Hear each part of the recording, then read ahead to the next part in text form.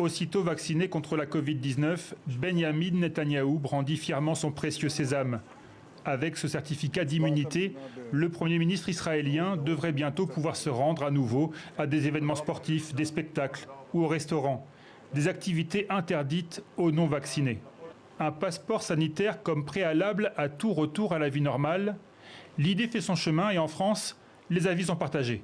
On peut tout à fait imaginer que d'une certaine manière, le fait de s'être soumis à la vaccination vous ouvre des portes qui jusqu'alors étaient fermées. L'idée du passeport vaccinal me paraît choquante. À l'unanimité, les opérateurs du spectacle vivant et du cinéma ont rejeté l'idée d'un passeport vaccinal.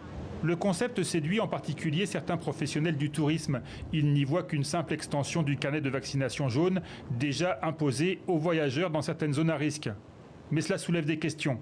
En France, par exemple, exiger un certificat reviendrait à rendre obligatoire le vaccin. Le gouvernement a pourtant assuré qu'il ne serait pas imposé à la population. Une telle mesure serait donc vite perçue comme discriminatoire.